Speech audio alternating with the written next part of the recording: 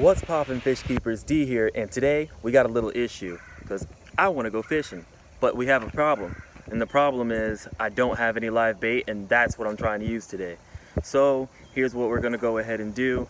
I've heard of this little trick of using a bottle as like a kind of a minnow trap to catch some minnows. I've never tried it myself, but I've seen a lot of people do it and they've had success with it. So I'm gonna go ahead and try it. I have a pond out this way. It's a couple steps from my house, not too far, so we're gonna go ahead and take the little trip over there and see how this bottle trap works. But first, we're gonna go ahead and make the bottle trap, and I'm gonna show you guys how to do that. All right, so this is all that we're gonna need for making this minnow trap. So first things first, we're gonna go ahead and take these scissors, and we're gonna go ahead and puncture a hole right about here on this bottle. Doesn't have to be precise. Got that done.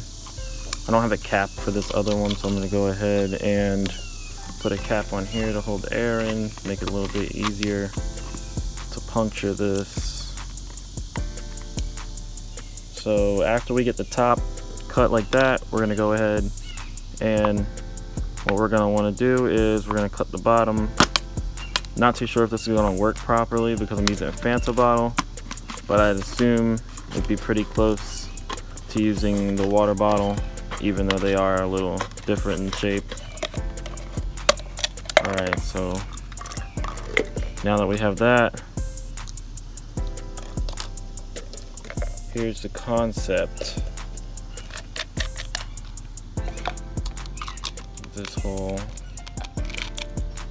thing, we're supposed to take the bottom end and stick it into the top end, sort of like that.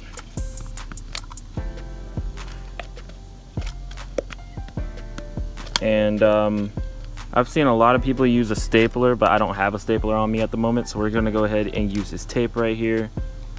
But what I was saying, the concept of this is pretty much you take the cap off, the fish swims into here, the minnow, and they pretty much get in there to get the bait and whatnot that you put in there, and they get stuck and they can't get back out. So hopefully this is enough space for them. I'm not too sure yet, but we're gonna go ahead and tape this up and try it out, see what happens. Yeah, I'm pretty sure the tape's not gonna hold too good in the water, but that's all we got to work with. So that's what we're gonna do. And this line is here because what we're gonna do with the line is kind of use it to reel it out there, and then throw it out there, and then when we need to retrieve it, we're gonna go ahead and reel it back in and see if we've got anything in our trap. So I'm gonna go ahead and tie this real quick, and we're gonna go try it out. All right, so now we just shove this bread in here and call it a trap. One thing I did actually forget is you do want to poke holes in here just to kind of help your trap sink a little bit faster whenever you do throw it out into the water, because it will more than likely float. So just keep that in mind, that you're going to want to poke holes in your trap, and then after that you can go ahead and add your bait, which I'm using bread. So we're going to go ahead and see how this works. Alright guys, so here's the finished product right here. I did take and do a little extra by cutting off the bottom end and the top end and using the middle to cover this side right here while leaving this side open, which you really don't have to do. I'm just trying to have a double-sided piece just to see how that works. I know a lot of people do it a different way, but I'm gonna try it out this way and see how it goes. Here's the line right here. I was about to call it string for some reason, but here's the line right here. We're gonna go ahead and get our bait and put it in here and see how this works. So I really don't feel like walking around this gate right here or jumping it, so we're gonna go ahead and come down here, and we're gonna crawl under this and drop this off from down here. I mean, I do live in Florida, so there is the risk of alligators, but we're about that life, so go ahead and do it anyways. All right.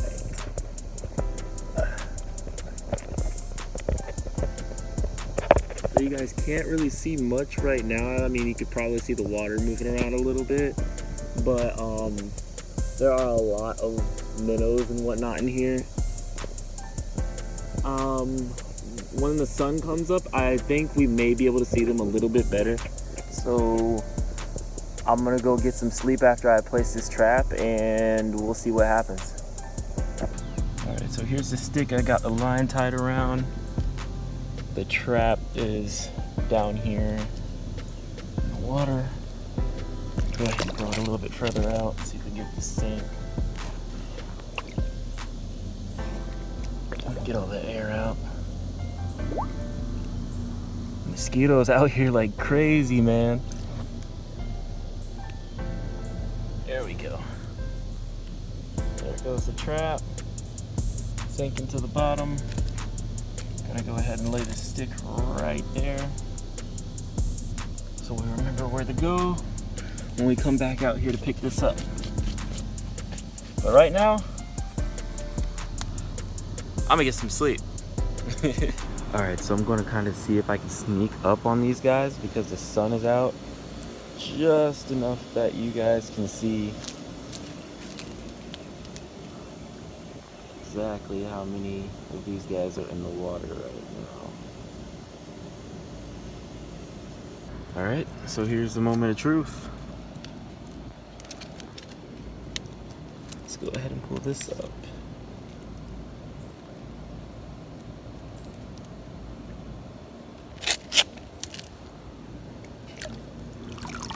And we've got nothing from what I'm seeing right now.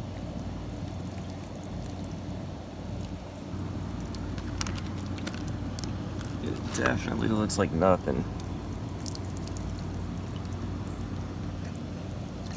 So I guess we're gonna shove this in here one more time and see how it goes, I guess. Well, that sucks. Alright, so I really hope you guys can see these little minnows up here coming up right by the shore. I've known this was a really good spot for a minute, and I probably should have put the trap right here, but me being me, I put the trap over there. So I'm gonna go ahead and stick the trap over here for about 30 minutes or so and see what happens. Oh hey, look, a turtle.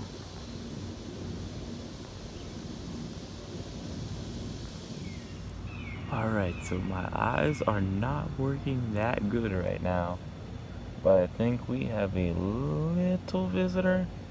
Not sure if there are any big visitors right now, because if they are definitely unwanted.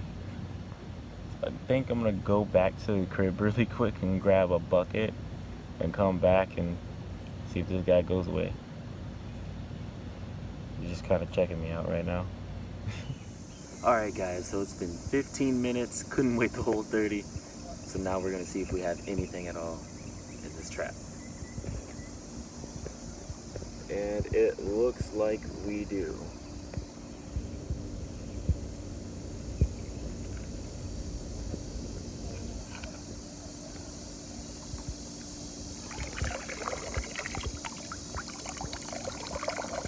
Or maybe not. Oh, yep. Got a little something at the bottom if you guys can see that at all.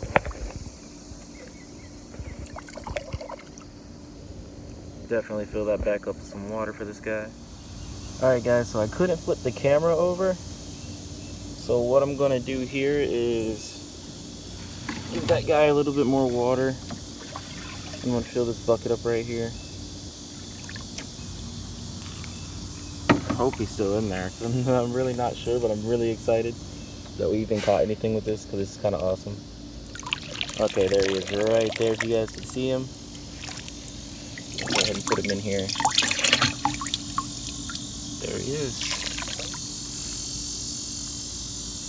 Alright, so what I did the second go around is I put some bread right here at the tip, just to give him kind of like a little appetizer, if you want to say. Just to give them a little taste of what's in the bottle. So like any of the brave ones that were wondering, like, what's this goodness right here?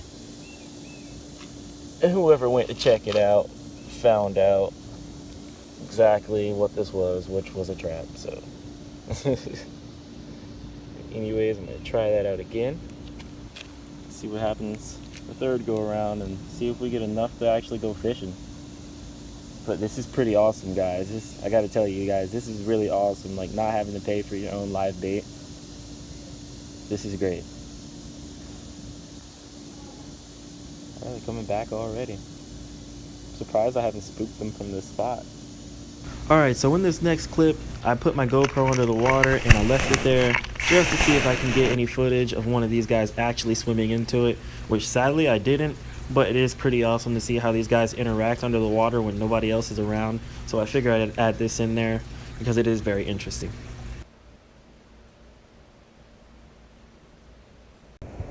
Alright guys, so we are getting rained out on right now, so we're going to go ahead and bring these guys back to the crib. Not too sure if I'm going to be able to go fishing with them today, so I'm going to go ahead and put them in one of my tanks and acclimate them and whatnot and go through that process with you guys. And hopefully this rain stops up and we'll see what we can get. I left the trap out there, so I'm going to come back a fourth time or a third time. I'm not even sure which time this is at this point. I've came back so many times.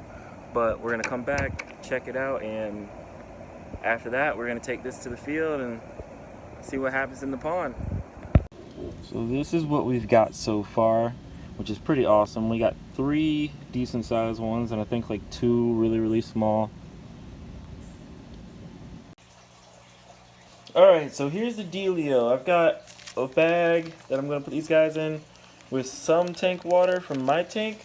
I'm also going to go ahead and mix some of their tank water in here in a second, just to kind of help them acclimate to the water. So I'm going to go ahead and pour some tank water into here. Some pond water. Mix it up with the tank water and try not to pour any of these guys into the bag just yet, which I've done successfully. Okay. So now we're going to go ahead and fish these guys out. If I can find out where the heck I put my net, which is all the way over there, so let me go grab that.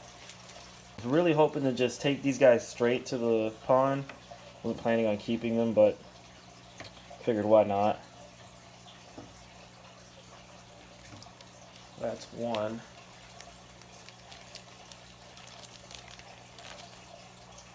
Alright guys, so now on to some species identification. Okay, so right here I've got, let's see if I can get him to stay still just for a second. Right here I've got this guy right here, which is a mosquito fish, which is scientifically known as the Gambusia affinitus, or somewhere around those lines. I'll fix it, I'll correct that later on, but these mosquito fish are known for their name, mosquitoes. They eat mosquito larvae, which is awesome, and they've been used to like regulate mosquito population in many areas, which down here in Florida, we think the mosquito fish. But anyways, let's go ahead and get these guys into the tank and figure out what we're gonna do from here. Alright, so for my fishing followers that don't know too much about fish tanks, it's very important whenever you're acclimating these guys to the tank that you do turn the light off, because it stresses the fish a lot less than when you have the light on. So we went ahead and turned the light off. When I do turn the light on later, it's just going to be for a couple seconds just to give you guys a quick look at these guys one last time before I turn the light back off. But let's go ahead and let these guys into the tank.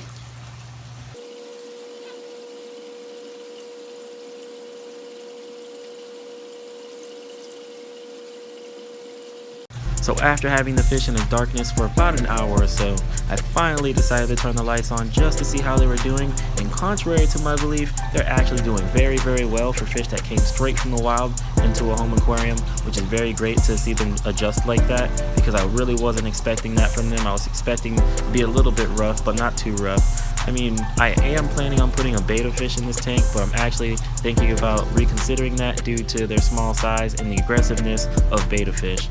but I am planning on keeping these guys, so I guess you could say from bait to saved. This is D Fish Keeper, and I'll keep you guys updated with this tank. Thanks for watching.